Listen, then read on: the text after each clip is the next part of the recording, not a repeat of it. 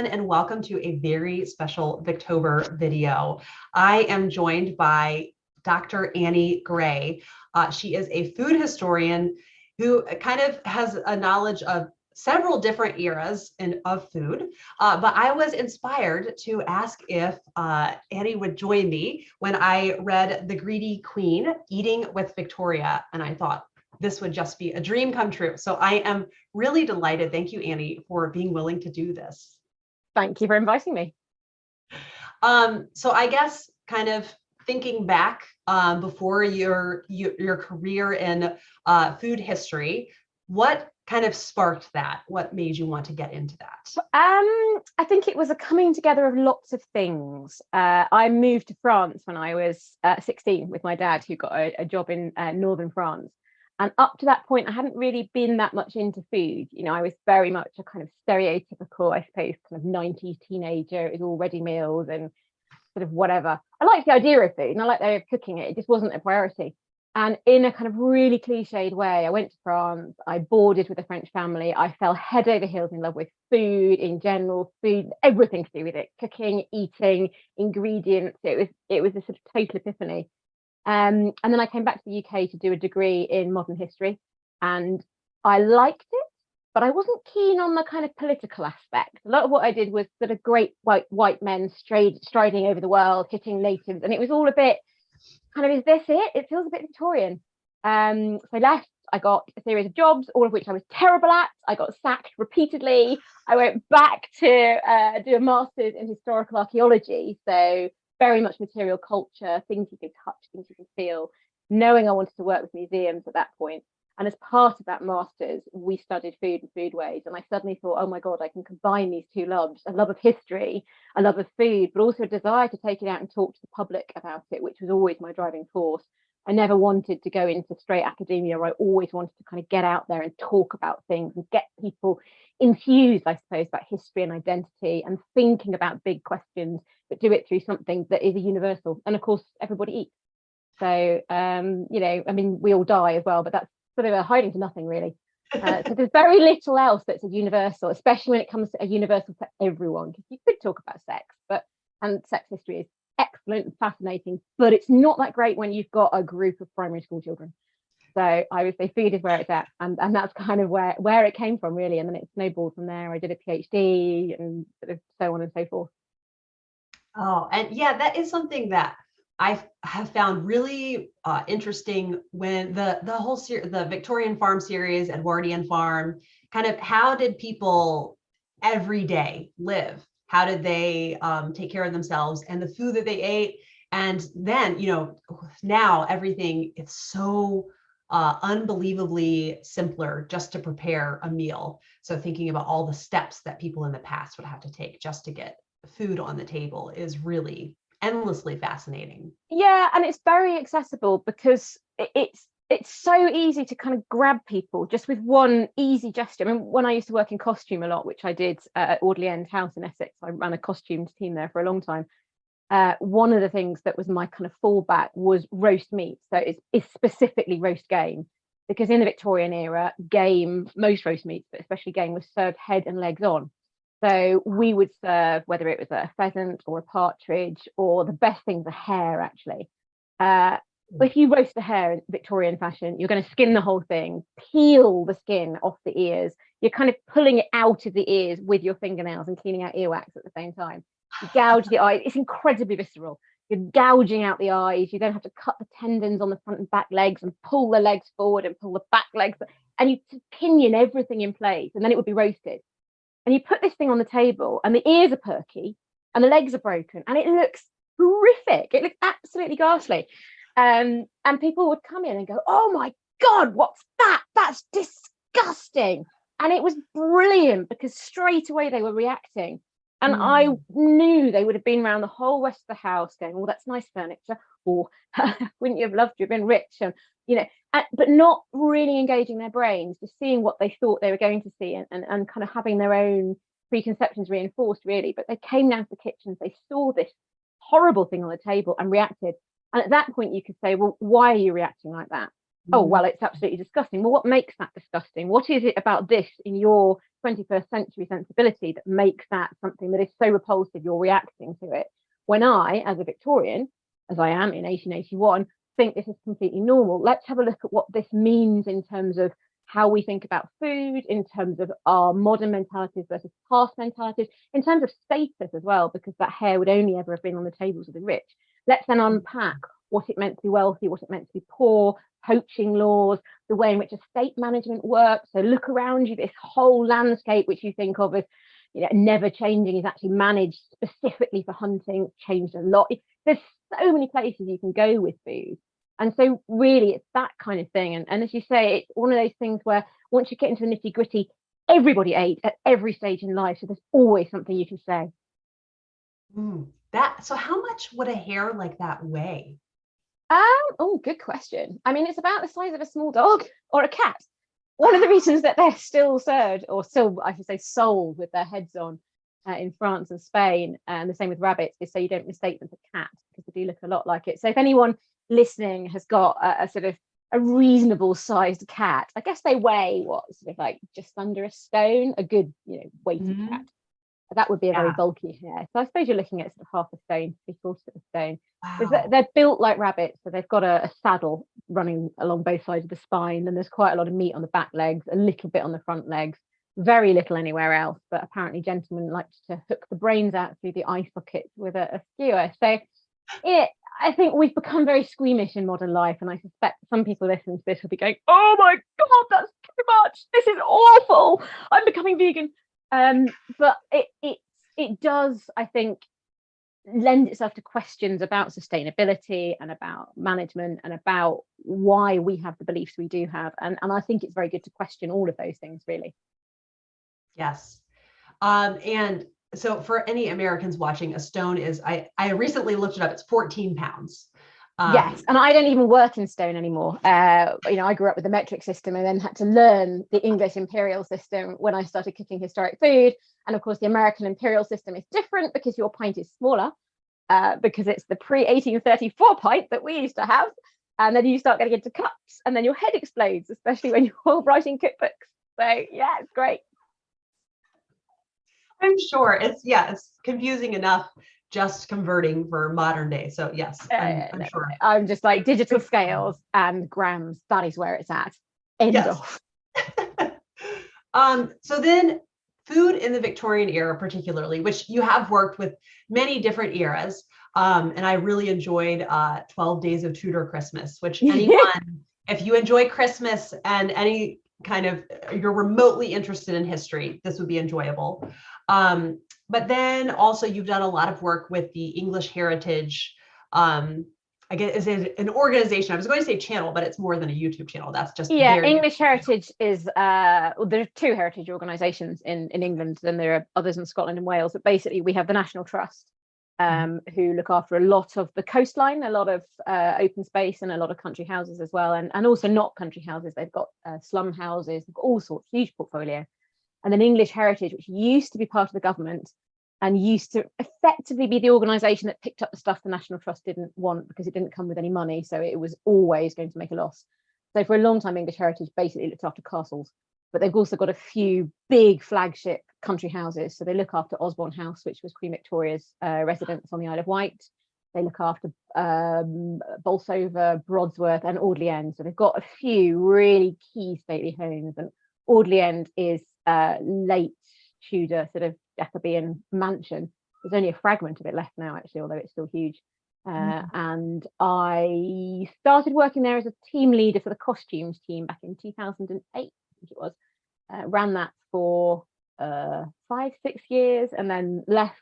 And then now I'm attached to English Heritage as a wider organisation where they also now have a YouTube channel, and we work on a series called The Victorian Way with Mrs. Crocombe, who was the cook at Audley End in 1881. So the character that I sort of cut my teeth on, as it were, although I never played her because for some reason I struggled to play an authority figure. I used to play the first kitchen maid, Mary Ann, who was very naughty. But yeah, no, I work on that with them. Yeah, so here is Mrs. Crocombe, and this is the cookbook. And I did want to say, I'm going to be hosting a giveaway of this beautiful, beautiful cookbook. So yes, How to Cook the Victorian Way with Mrs. Crocombe. And you wrote this with Andrew, is it Han? Is that how we Andrew Han, yeah. So he's one of the English heritage in-house historians who Okay. has an incredible background in research and in history. And you know, we kind of bounce off each other. It's quite nice. I'm very much on the ground with the team, and the food stuff is all mine, but he has a lot of the historical background in terms of how English heritage have curated the site and that kind of thing. So the book is the recipes from the videos, other recipes that I quite like, all of Mrs. Croker's manuscript book, which is a very strange document, largely full of cake and biscuits, and also lots of essays about the house, about Victorian food, about, you know, loads and loads of, it's a really nice kind of, I mean, it probably helps if you're a fan of Mrs. Crocombe, but the recipes are good anyway. So yeah. Yeah, and some really interesting tidbits in there. And one is that I think the way that you worded it is that it's a tired myth that people just didn't drink water in the past. Oh yes.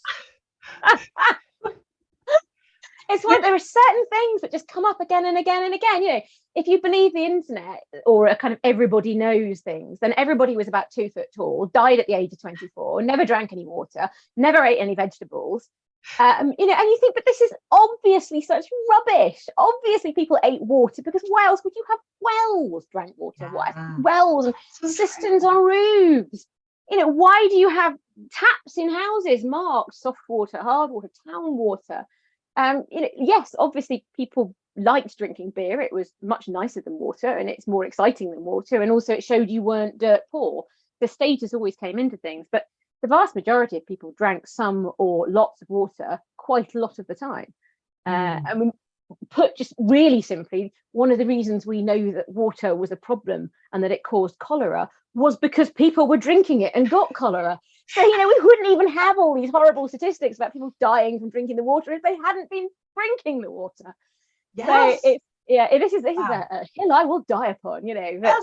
But along with life expectancy at birth figures and things like that, it's just the minute you think, hang on a minute, that's crazy, then you're doing it right. You know, put your brain in gear and think, gosh, is this really logical? Actually, no. Yes. Yeah, that is also just thinking about people. Obviously, we have a very filled world now, population wise. So people did continue to birth children. I think the way people talk about birth in the Victorian era is like 80% of women would have died giving birth. That's kind of how they feel. I mean, it was the single biggest killer of women, yes, followed by fire because of large clothes, especially on the upper classes. And an awful lot of men married 2 or 3 times because their wives had indeed died in childbirth. But then you have people, you know, like the Queen at the time, who managed 9 children with no real mishaps. And so people did die in childbirth, of course they did, and children died very young as well. That's the other big part of life expectancy statistics. And one of the things when you look at statistics, life expectancy statistics in particular, is that they were always calculated from birth. And in some areas, especially in London and especially in the slums, infant mortality was at 50%, sometimes rising to 80% in some years. So that's, you know, an enormous amount of population who died before their first birthday. Once you get past your first birthday, you're doing pretty well. And if you can get past 15, you're probably going to live until you're 70, 75 in the Victorian era, easily 80 if you're wealthy and you look after yourself. So it's one of those things that you have to keep unpicking and unpacking every single statistic and say, well, what does this mean? What's actually underlying this? It's the same thing with the idea that nobody ate vegetables. Well, you know, probably 80 or 90% of the population were vegetarian because they couldn't afford to eat meat. So while there was a vegetarian movement in the Victorian period, both from a female point of view at the end of the period and also a working class protest movement in the 1830s, most people ate meat if they could get hold of it, because not to, I mean, that's what the poor did. They couldn't eat meat. So of course you wanted to eat some meat. So this idea of kind of people not eating vegetables, well, they had to, and people kind of eating a meat heavy diet, well, they didn't because it was really expensive, or even things like offal being for the poor, well, no, it's still meat, so it's still prestigious. Once you start delving down, there's so many myths, especially I think about Victorian cuisine, that it doesn't deserve it. I think a lot of the British think the Victorian cuisine was stodgy and full of suet and laden with kind of puddings and really bad for you. And they've got this idea that it all comes from Mrs. Beeton, who in their mind's eye is some sort of, fecund bosom type woman who's pushing out children and writing recipes for gooseberry fool and sponge cake. And that's all kind of mixed up with this idea of the past is somehow really unhealthy. And nearly all of that is rubbish. Mrs. Beeton died at the age of 28. She was a hack journalist who nicked all the recipes of other people. Some of her recipes are terrible. Well, an awful lot of modern cookery is terrible. Yes. So there's some terrible Victorian recipes. There are some amazing Victorian recipes. So in a lot of the recipes that I've put into the cookbooks that I've written, I cook on a weekly or monthly basis because they're really, really good. Wow. So then off the top of your head, what are some of your particular favorites? I love a sausage and chestnut stew, which I haven't managed to shoehorn into any book yet, which I cook quite a lot. I love Boodle's orange fool, which actually is in Victory in the Kitchen, which is the cook. Mrs. Crocombe's sponge cake, which I tend to use as the basis for my Victoria sponge sandwich, is lovely. It's a Savoy cake recipe, so it's a fatless sponge. Makes a really nice molded cake as well. And if you mold cakes, which the Victorians often did, it's an immediate wow at any party. It's simplest cake recipe going. Stick it in a mold. Everyone's going, oh, Agnes Marshall's cucumber ice cream. That's in the Mrs. Crocombe book. That's a lovely recipe. There's a port wine chocolate from the 18th century, which I cook quite a lot. Victorian Christmas pudding, the best Christmas pudding going. Eliza Acton's author's Christmas pudding, again, that's in the Crocombe book, is the absolute best ever. There's just no better.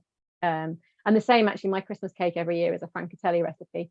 He was briefly cooked to Queen Victoria, and his Christmas cake is epic. You have to mix it in a bucket because you will break any food processor that it goes into, unless it's a catering one.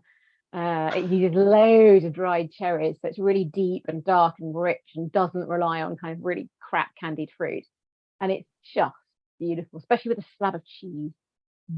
Oh, that does sound lovely.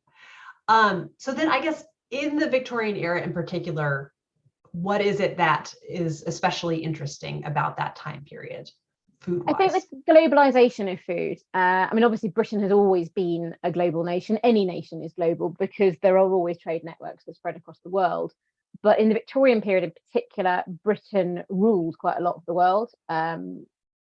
Obviously, that's an incredibly problematic story. Colonialism is not exactly something which covers Britain in glory. But because of the connections that Britain did have, in particular with India and also Australasia, and those continuing connections as well with sort of North America and Canada, there are an awful lot of foods that come swarming into this tiny little country, really, when you think about it, which make the cuisine of the Victorian period really quite exciting at times. And the middle class cuisine was often very boring, having said that. But when you look at the ingredients, the range of ingredients that were on the Victorian table and that were accessible to more than just the super rich, it's a really exciting time from that point of view. I think also from a social history point of view, one of the really interesting things is that towards the end of the era, you start to get shipments of tinned meat from Australia. And also frozen meat starts to come in from New Zealand and also from Argentina. And that revolutionizes the diet of the poor. So for the first time, they're getting enough protein because they can now afford meat. It's shipped over frozen and sold as fresh, as it were. Obviously, nobody's got a problem with refreezing it because nobody has a domestic freezer at that point. So they're buying their meat, they're taking it home, they're cooking it. You've got incredible tinned foods and incredible preserved foods coming in as well at that point. Again, both for the rich and for the poor. So you can buy sardines in tins and things like that, but you can also buy truffle stews in jars. So it's an extraordinary era from the point of view of invention and accessibility and just sheer kind of excitement, I would say, in terms of where food is going. Especially when you've got such a long period as well. At the beginning, you've got a lot of Georgian style recipes in there. I mean, Mrs. Crocombe's own manuscript cookbook is very, very kind of late 18th century in style, surprisingly so. You've still got lots of cakes that don't have baking powder in, that are risen just with egg. You've got flavors such as orange flower water, which we don't tend to use that much anymore, mace and nutmeg, and really sort of strong spices. And then by the end, you've got custard powder making into blancmange. So it's kind of got something for everyone. Yes. Oh, this is so interesting. So then thinking about it's different to read about recipes than to actually cook them. I feel like that's a really different way to interact with a time period. So to you, what is it kind of, how does it even more throw you into that time period by actually cooking it yourself? Well, I would say, first of all, there's no guarantee that any recipe you read has ever been cooked. That's quite important. So you read a recipe and you don't know, unless someone has written on the recipe in the recipe book, very good, then you have no idea. Also, ingredients and techniques have changed a lot. So, for example, modern eggs are, a third bigger than Victorian eggs. If you're ever cooking Victorian recipes, just halve the eggs or do two-thirds. Chicken has changed beyond all belief. A lot of meat has, especially in the States where a lot of your beef is corn-fed rather than grass-fed. The texture of beef will be very, very different. So what you can do with it is different. So there are lots of provisos, first of all. But I would say cooking the recipes, especially if you cook them as written with some of the Victorian techniques, just once. You do learn an awful lot about the physicality of working in the era. I remember the first time I made a ham mousse. I made a Scoffier's ham mousse. He passes the ham, he cooks the ham and then puts it through a sieve. So you force it through a sieve, having pounded it in a pestle and mortar. It takes a very long time. And in all honesty, it is not that different from putting it in a food processor. But it is good to do it to know what the difference is. And of course, in a high-end restaurant today, a French style high-end restaurant, you would still have your meat pushed through a sieve like that because it's still very much part of cuisine classique. So you kind of build up in layers, I suppose, a certain level of knowledge. And some things are just good. Some things are just better, actually. The Victorian way of making puff pastry, which was still being taught actually in British colouring school until the 1950s, I think is a much better way, certainly for the domestic cook, to make puff pastry than the way in which it is often made today. If you look at modern chefs where you put your butter in the middle of a massive piece of pastry, you sort of hit it. The risks of butter going all over the place are quite manifest. And it's quite a kind of macho way to make puff pastry, all the hitting and the beating. Yeah. Just cut nice little slices of well-chilled butter and massage them and lay them. It's much more gentle if you do it in the Victorian manner. So I would say cooking it does give you a perspective on Victorians, it gives you a perspective on cooking, and you pick up some really good tips. And I would also say it's fun. Learning anything, especially as an adult, should be fun. We should rediscover our inner children. It shouldn't be a question of, oh, I feel that I ought to do this. You're not going to retain it and you're not going to throw yourself into it. And none of your listeners would be here avidly thinking, gosh, Victober, brilliant, if they weren't having fun. So sometimes just cooking it, especially if you enjoy cooking anyway, is great. I mean, doing really intricate, stupid jellies, it's just the sheer hell of it. And when you turn it out, you're like, I don't even like jelly, but my God, that was cool. Look at that. I got bits of whatever stuck around it. This was amazing. So some of it is just actually about the sheer joy and remembering that to be learning things, to be stimulating yourself is interesting from an intellectual point of view. And the thing that I'm in awe of is kind of the strength that a kitchen chef would have had. Thinking about whipping eggs for a sponge cake, how long you would have to sit there with the whisk. Actually, it's not too bad if you have a copper bowl. Really? Because, yes, if you look at the Victorian way videos, you'll always see Mrs. Crocombe use a copper bowl to whisk eggs. And the proteins in the egg white react with the copper. So you get a much, much quicker foam and a much more stable foam as well. So the secret, I mean, you can, the other tip that is often used today is either a really generous pinch of cream of tartar or a bit of lemon juice. Both of those will help to stabilize your foam and get a quicker foam if you're whisking egg whites. But a copper bowl is amazing. When we first got one at Audley End, I'd gone on a sort of buying spree to France and came back with all this kit because a lot of cuisine classique still uses this stuff. And I brought back this bowl and showed the girls, how you worked it, and they were like, this is incredible. And then we used to fight over who got to use the copper bowl because it was such good fun, and you can whisk it up and hold it over your head and walk around like this, and so the copper bowl does make it easier. But whisking technology is ridiculous. You sort of look at the late 17th century, even into the 18th century, people are still using twig whisks. Now, I've used a twig whisk even in a copper bowl. It's crap. The bits of twig are coming off everywhere, and it's a nightmare. The minute the metal whisk gets invented, yes, but it's kind of like, how did this take so long? This is ridiculous. And then, of course, by the late Victorian period, you've got all sorts of technical wizardry with whisks. You've got whisks go up and down on a stick. You've got sort of machine hand cranked whisks. We don't have a Victorian whisk at Orleans. So one of the things we often get in the comments on the video, on the videos rather, is that looks like a very modern whisk. And the answer is, well, yeah, well, A, it would have looked modern because we're supposed to be in 1881, but also we don't have a Victorian whisk. So if one of you wants to send us one, you can have a historically accurate whisk. But in the meantime, please bear with us a little bit. It's heritage is a charity, and we don't have one. Sorry. Yes. Yeah. So then another tidbit in the cookbook that I was astonished by was how Lord Braybrooke liked to weigh his guests. Yeah. It wasn't unusual, apparently.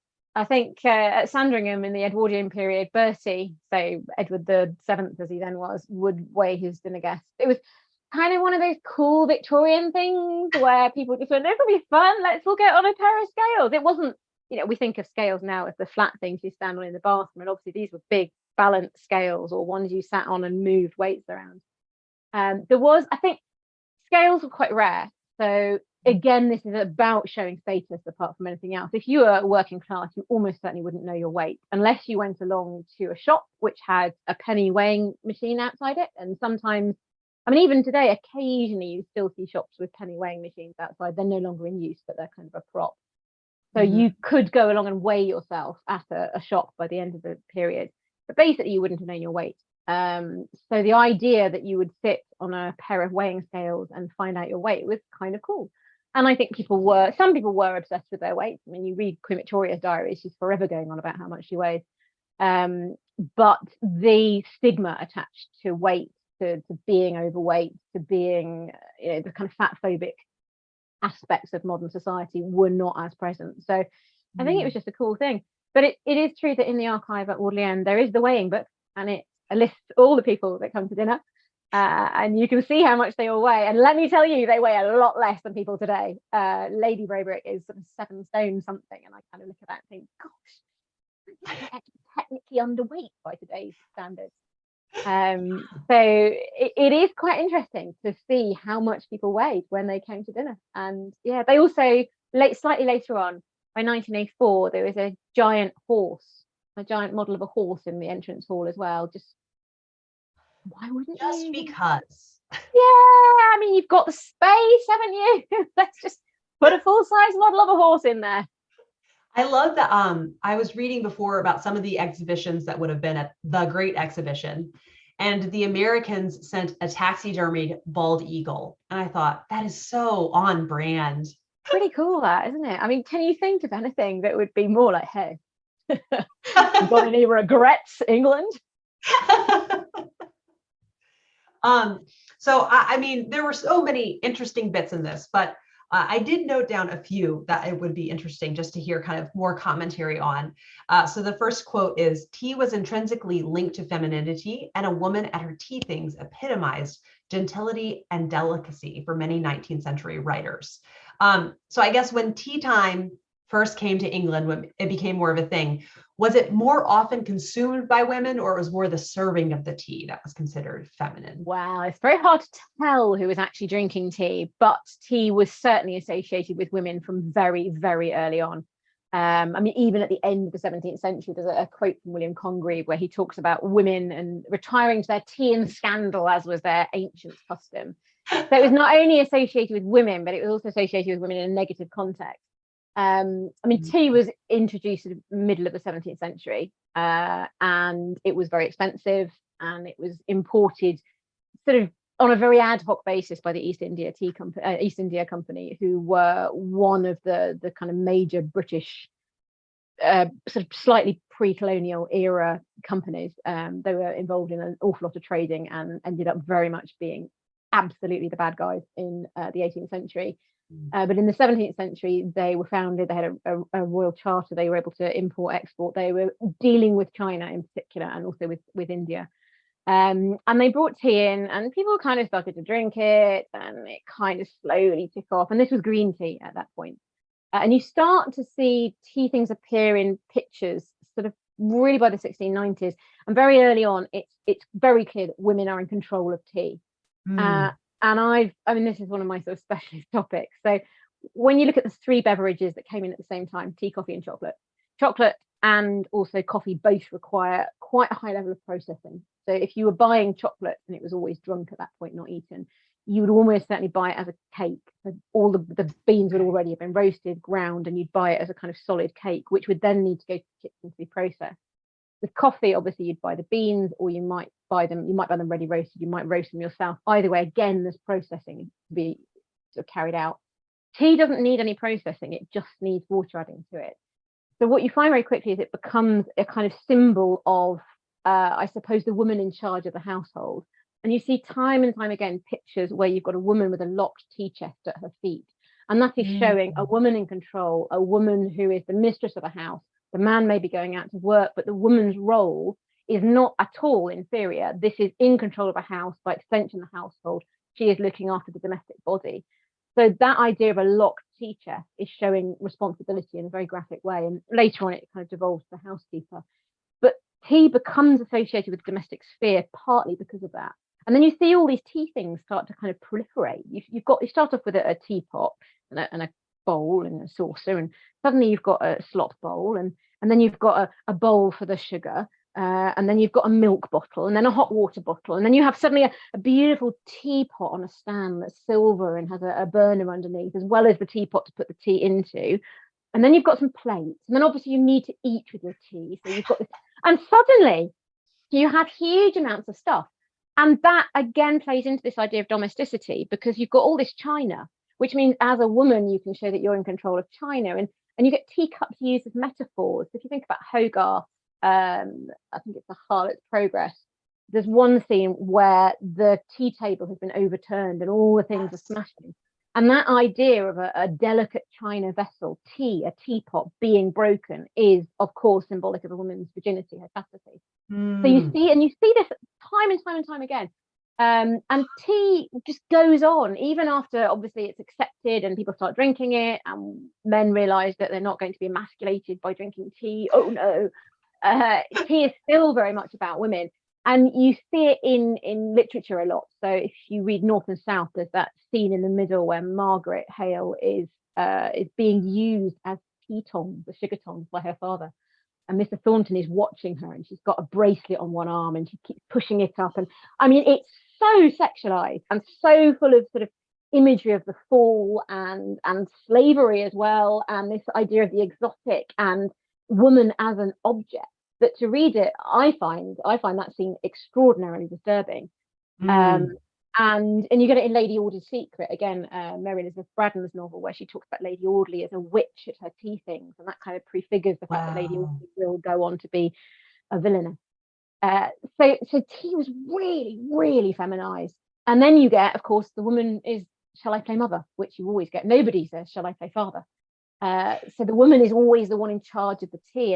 And even in the late Victorian period, when you have these kind of incredibly male-dominated occasions, such as Jubilee teas and Jubilee celebrations, you have, if you read the depictions of Queen Victoria's Jubilee as it was celebrated in villages across the UK, you find that you've got committees, obviously, for everything. You can't do anything without a committee.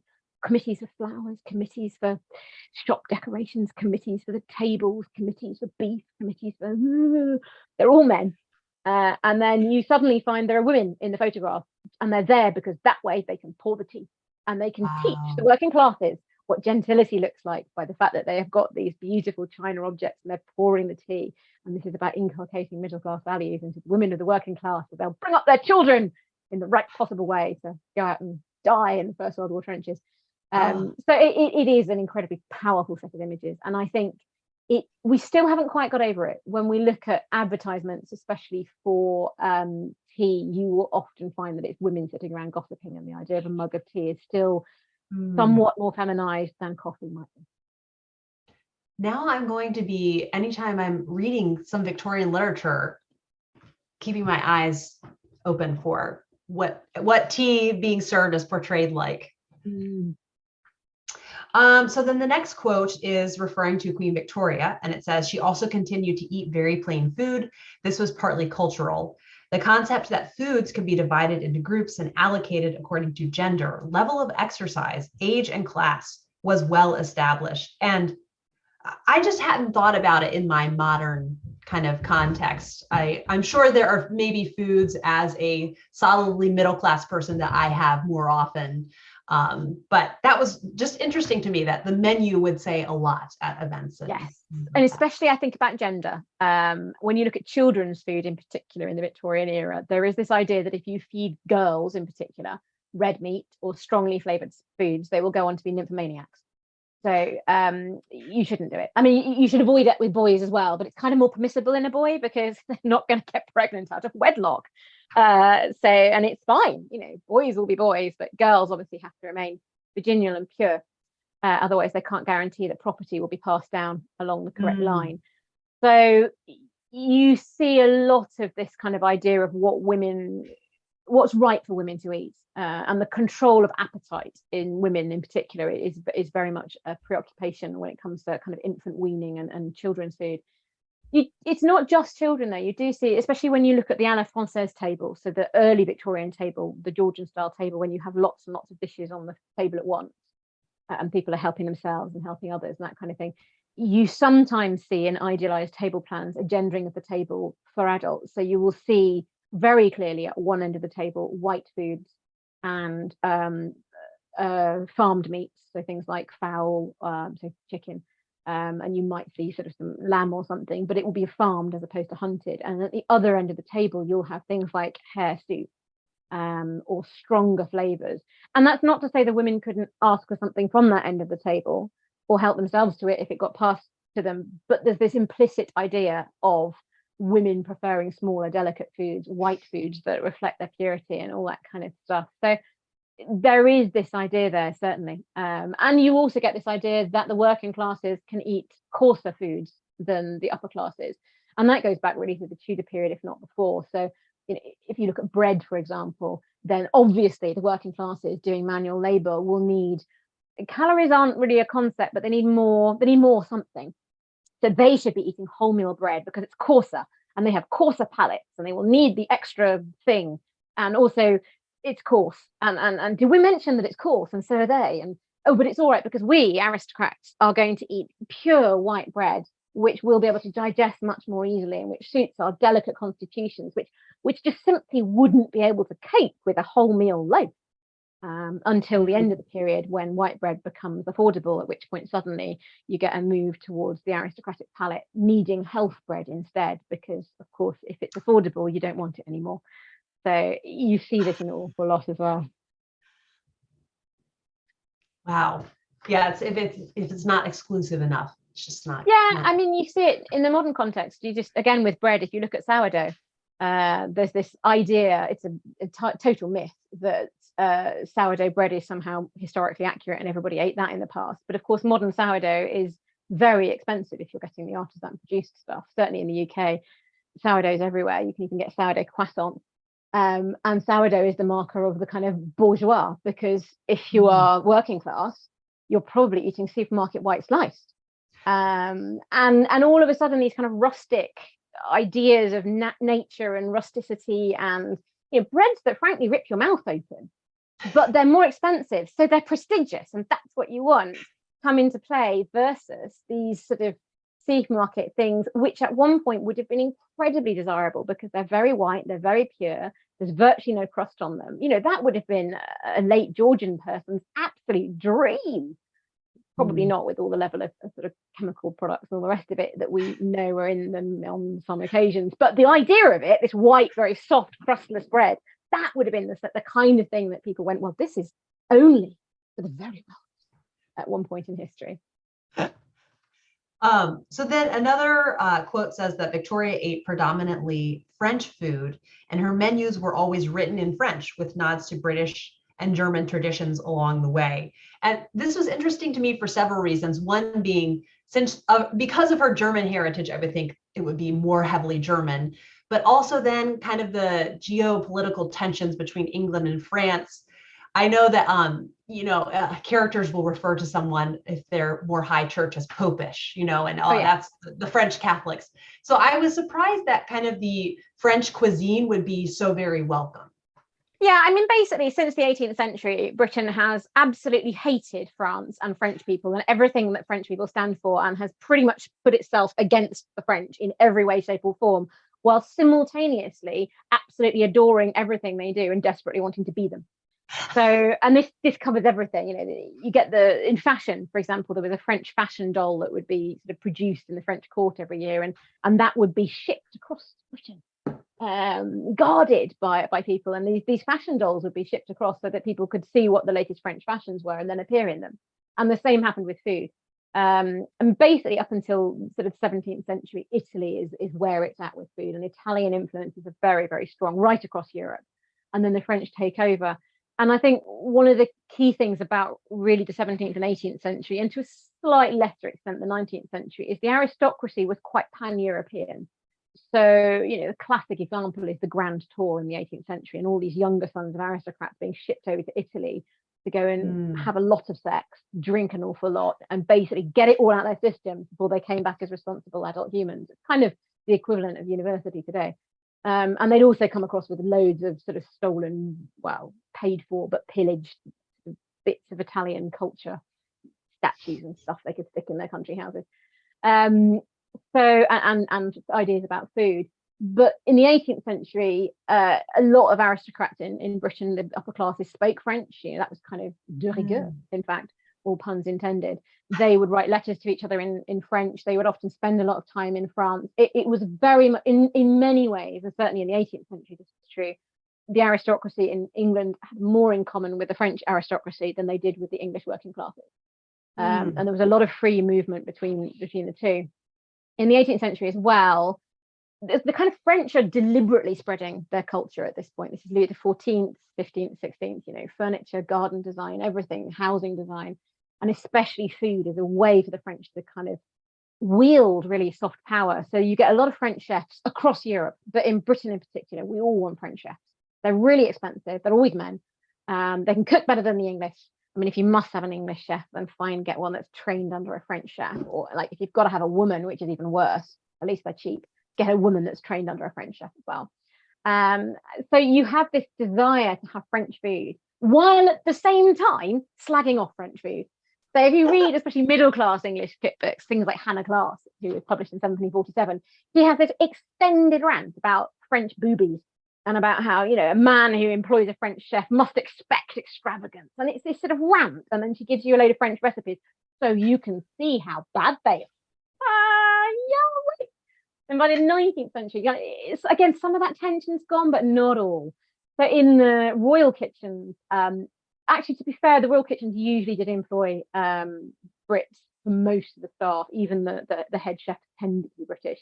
Lots of French people in the kind of wider scenario, and the confectioners tended to be Italian or French as well. But it was very French. The idea that as somebody wealthy you would eat food, English food, is yes, some of it. You wanted to eat beef and plum pudding because that's really British, and obviously the French can't eat beef. They're all living on snails. So we eat beef to show that we are British, and we have this kind of cult of beef. But at the same time, French is really fashionable, so we'll eat beef, but but we'll also have this, which will be, it's spinach, and it's in a cream sauce, and we could call it spinach and cream sauce. But how much better does it sound? So things get named French even when they're not French. French cuisine itself is slightly different to the French cuisine practice in Britain. You can buy books to translate your English menus into French, even if your English menu has nothing to do with French. If you're middle class and want to show off, you can, it is this kind of weird, we hate you, but we love you. So a menu in French, you will not find anybody really above the level of baron or even knight who has menus in English. It's just, you just wouldn't do it. And Victoria's menus are written in French because that's what the royals do. Certainly from sort of the early 19th century onwards. But she wants to show a bit of Germanic kind of love. She spoke good German, She spoke English, however, with an English accent. She was very much brought up to be English and be seen as English, not to be seen as German, but was, of course, surrounded by Germans. Obviously, Albert was German. So was her governess in her early days. So she did have a lot of Germanic influence, but she was conscious that putting too many German dishes on the table wouldn't be very good politically. So there were German dishes, especially towards the end of her life. And then she would also stick in kind of random things as well. Her Christmas menus are particularly brilliant because you've got everything is a la this and a la that, and then you get to the sideboard and it's roast beef, plum pudding, and woodcock pie, which was sent from Ireland every year, and a what else is on there? There's a brawn as well, old-fashioned brawn, and a boar's head as well, and you've got this. Wow. You can see the tensions within the royal family, is what I would say. I mean, her son Bertie was much more into really good French food, proper cuisine classique. And when he came to the throne, you see the menus change very quickly from this kind of bizarre mishmash under Queen Victoria to something much more pure and much more French influenced under Bertie. And he did employ a French chef, Monsieur Ménager. So it was all change. It's so funny you talking about just adding a la to anything will make it seem fancy. And actually, it was one of my dad's rituals when he would just toss a bunch of leftovers together. It's stir fry a la dad. There you are. I mean, that is 100% late Victorian. Oh yeah, that's fine. That's great. So then I thought, but before we close, it could be fun, just a couple food references in Victorian literature. And so the first is in Elizabeth Gaskell's Wives and Daughters. And this is in the scene where our main character, Molly, who the reader very much sympathizes with, is meeting her future stepmother. And this conversation to me is such a red flag because Molly says to her that he would take bread and cheese if Cook would only send it in instead of dinner. And Hyacinth says, bread and cheese. Does Mr. Gibson eat cheese? Yes, he's very fond of it, said Molly innocently. I've known him eat toasted cheese when he has been too tired to fancy anything else. And then Hyacinth says, oh, but my dear, we must change all that. I shouldn't like to think of your father eating cheese. It is such a strong smelling, coarse kind of thing. We must get him a cook who can toss him up an omelet or something elegant. Cheese is only fit for the kitchen. Yeah, I mean, toasted cheese is your classic late Georgian gentleman's snack of choice. So you've got kind of a couple of things going on there. One is about gender, and the fact that toasted cheese in particular, is a bachelor's dish. So this is about her wanting to take over and really show that now he's a married man. Another one is, again, the French and English thing, because cheese, he's probably eating cheddar, and an omelette, of course, is French. So that's much better, and a lot of that is Gaskell, who does this so well, poking fun at class, because actually the aristocracy did eat cheese, and they ate quite a bit of cheese, and the lower classes ate cheese, but the middle classes didn't want to eat cheese because they saw it as lower class, and they hadn't quite reached the heights of being able to have the good cheese that the upper classes had, mainly Stilton, to be fair. So this is very much about a false notion of what it means to be posh. And of course, this is trampling on something that Gaskell would have seen as true, as a man who was authentic to his roots. So many of her books are about people in the north eating northern food, and not basically having airs and graces. You see it time and time again, this idea of class and rurality as well. North and South has the same thing. There's a whole conversation early on in the book about dinner time, and about the fact that I can't remember which character it is, comes out from London, and Elizabeth, Margaret's mother, is thrown into kind of turmoil because, oh my goodness, we're having a cold dinner because it's laundry day. And Margaret says, oh, well, don't worry, because he will see a cold dinner in the light of a luncheon, because it is being served at 2:00.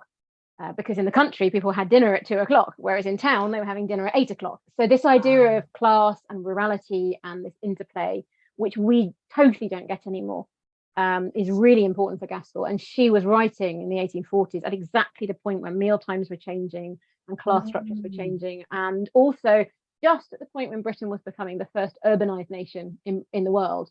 By 1851, more of the British population lived in towns than lived in the countryside. And she was writing at exactly that point where the rural-urban divide was really, really changing. Wow. And that kind of contrived elegance that you mentioned in that scene, that is spot on for the character of Hyacinth. She is constantly just really wanting to project that onto everyone. Yeah, and of course it only ever ends in misery. If you're a Victorian reading a book where someone has got ideas highly above their station in a stupid way, you know she's going to bankrupt everyone. Yes, yes. And in her case, not necessarily bankruptcy, but she's just she's so utterly preoccupied with what the community thinks of them, and that she wants them to know she is a doctor's wife. You know, she's not gentry, but she's just a rung above them. Yeah, and it's those really, really infinite details of who people are and what their status is that I think is one of the most beautiful things about reading Gaskell. I mean, she does it in Cranford, where Miss Matty decides she's going to start selling tea. Yes. But it's which tea she sells, and is it all right to sell tea? And she's not going to be a grocer because that's trade. But tea, and again, that plays into the earlier discussion we had about tea and femininity. Miss Matty, as gentry, can sell tea because it's feminine, so it's all right. She's not becoming sort of anything other than what she should be, which is it's the permissible side of entering quote unquote trade. Wow. So then there's a whole slew of foods mentioned in Treasure Island. Some of the ones that I noted are rum punch, Spanish wine, salted goat, oysters, nutmeg, and Parmesan cheese. So kind of to your knowledge, were these things that were readily accessible to Brits, or is it something you'd only have access to if you traveled the world? The exception of salted goat. Yeah, I mean, anything salted really is about seafaring food or Catholic food. Catholic nations ate a lot of salt cod because they still had fish days, whereas Britain had got rid of those at the Reformation. So salted goat, salted meat, salted pork are things that you could buy if you wanted them, but they are very much about a ship environment. The other things, I mean, oysters were 10 a penny until the oyster fields got wiped out in the middle of the 19th century. Rum punch was quite a craze. And again, this is about British colonialism, because of course Britain at that point still had slavery-led plantations in the West Indies. And when slavery was finally abolished, indentured servitude came in as well. So horrible conditions, but it meant that rum, which was a byproduct of the sugar industry, was really kind of sloshing into Britain. And it was a big drink. Again, it was associated with the Navy because it was part of the naval rations for the normal sailors. But rum punch, so just rum and lime and fall over backwards, was something that was quite popular. Spanish wine would have been drunk. Again, the Brits preferred French because it had a certain cachet, but they're quite happy to drink Spanish wine. Nutmeg, Indonesia. I mean, the Dutch owned most of the Nutmeg Islands, but again, there were fights over nutmeg and spices. And Parmesan was a huge thing in being imported from Italy. Again, prestigious, but had been in the country for a long time. I mean, one of the things that I think every school child knows about the Great Fire of London, apart from the fact that there was one, was the fact that Samuel Pepys buried his Parmesan cheeses in his back garden so that the fire wouldn't get to them. So, and Henry VIII, I think, was given a Parmesan at one point for Christmas. So that's a quite long established popular cheese. Okay. It's interesting. I know there's a really interesting colonial American history YouTube channel called Townsend's. Yeah, and they talk about how prevalent nutmeg is, even in savory recipes. Yeah, well, it's a very savory spice. I think certainly in Britain, we regard a lot of spices as Christmas spices. So things like cinnamon and nutmeg and cloves and things, because we don't use them as much as we used to. But in the 18th century in particular, so the Townsends, I think, are sort of 1760s, 1770s, aren't they?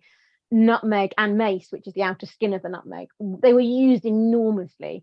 I mean, nutmeg was incredibly prevalent. It was also used as an abortificant. So ladies who were there to help bring on abortions were sometimes known as nutmeg ladies.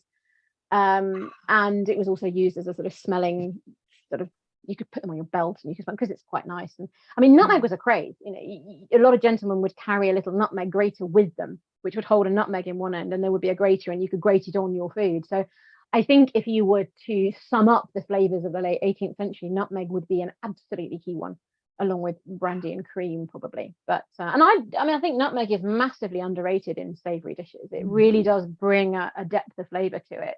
Not too much.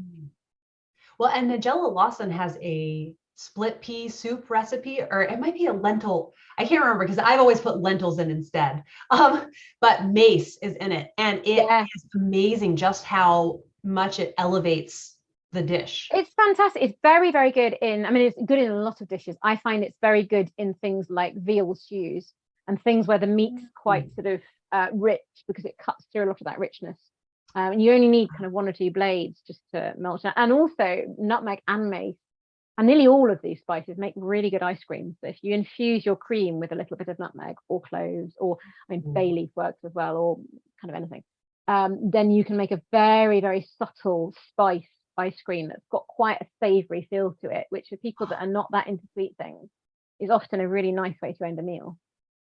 And is eggnog, is that consumed in England? Is that a thing? No,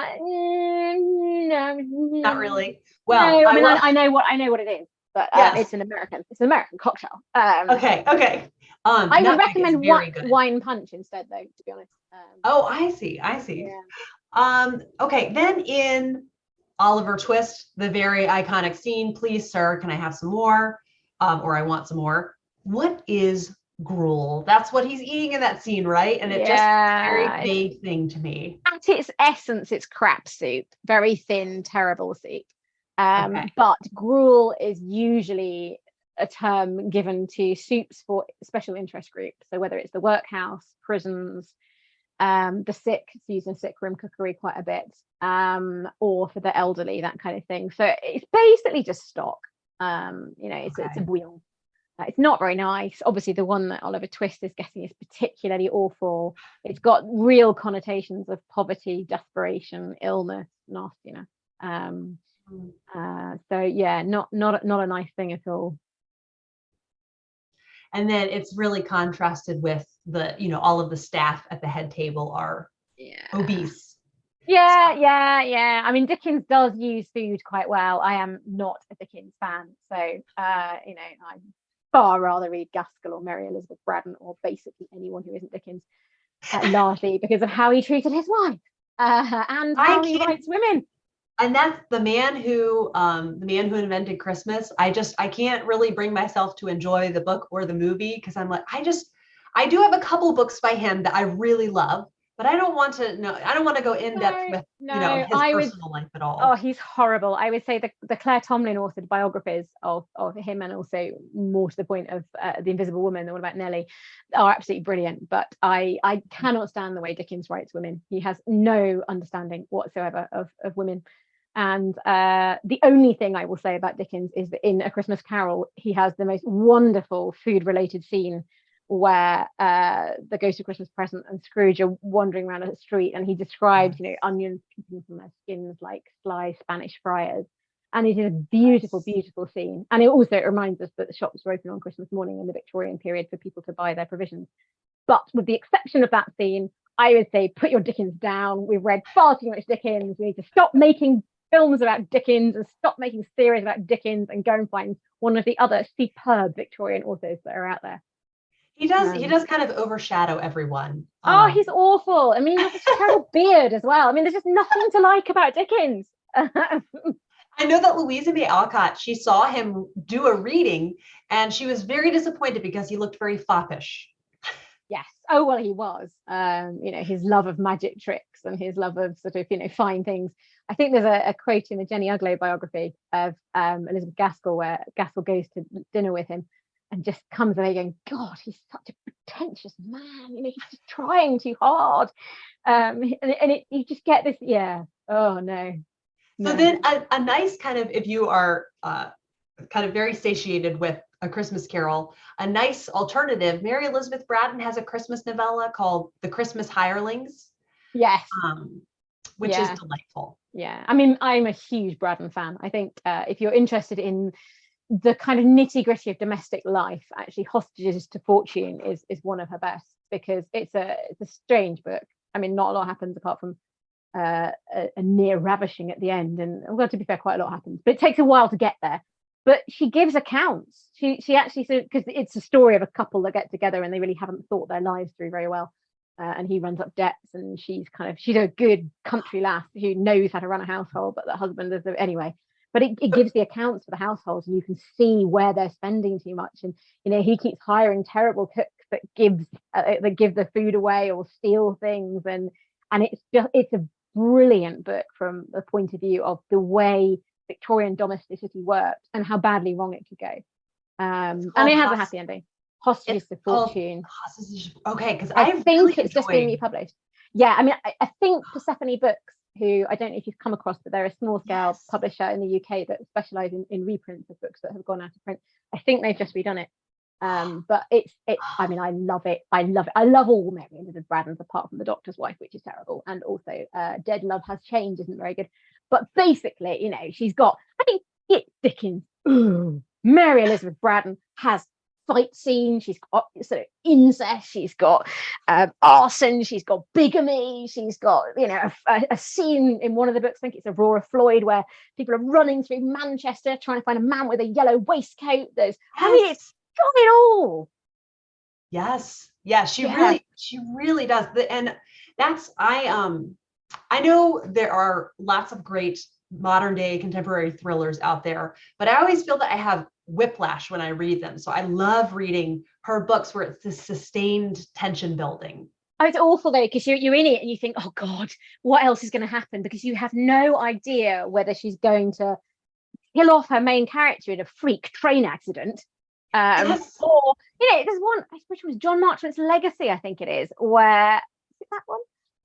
Where very early on, the hero dies in a freak train accident, leaving the heroine married but pregnant, and then she gets kidnapped, and then and it's just awful. And it sort of has a happy ending in that some people are okay at the end, but some of the others have been locked away for 20 years and now starving to death. And you're just going, really?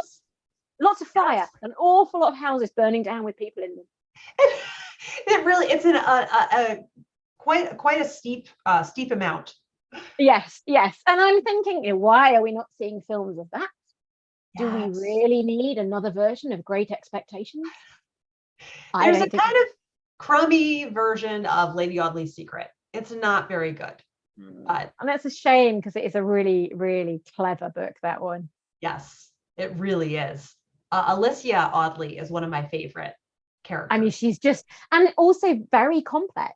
She is a villain, but at the same time, you can see why she's that way. There's a lot in there about the bad deal that women get, really, and how they have to fight in a world which really does hate them. Yes, absolutely. Okay, one last food note, and that is in Sylvia's Lovers by Gaskell. A couple of things that I thought were really interesting. A great rack of clap bread. I have no idea what that is, and also turf cake. Yeah. These are all foods from Cumberland and Westmoreland, which is the sort of area of kind of it's sort of up north, Cumbria, Richmond area, Haworth, all up to the Bronte land, I suppose. And there, unlike in the south of England, the food was much more based on oats. In the south of England, you get a wheat-based cuisine, really, so lots of bread and pancakes and cakes and things like that.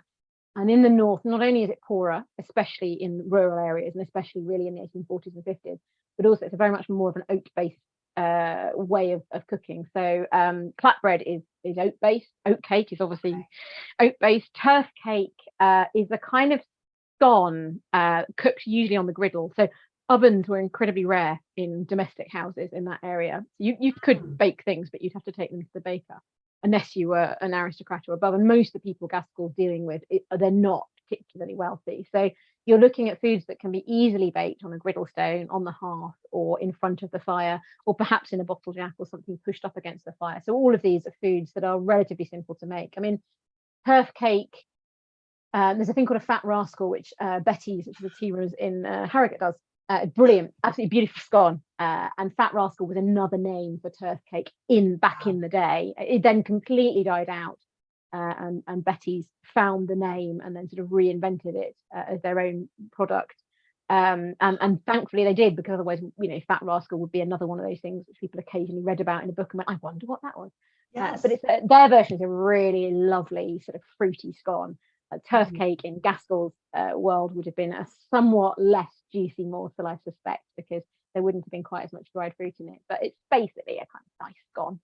British staff gone, not American staff gone. Because yours are Yes, kind of more, yes. aren't they? Yeah, it was just kind of somebody thought, hang on a minute. I mean, a kind of baking powder risen pastry with some currants and things in. So yeah. I see. Yeah, yeah. Oh, wow. Well, Annie, this has been so fascinating, and I really appreciate you being willing to take the time to speak with me. Um, and anyone who's watching, if you want to be entered in the giveaway, and I'll be generous. It's international.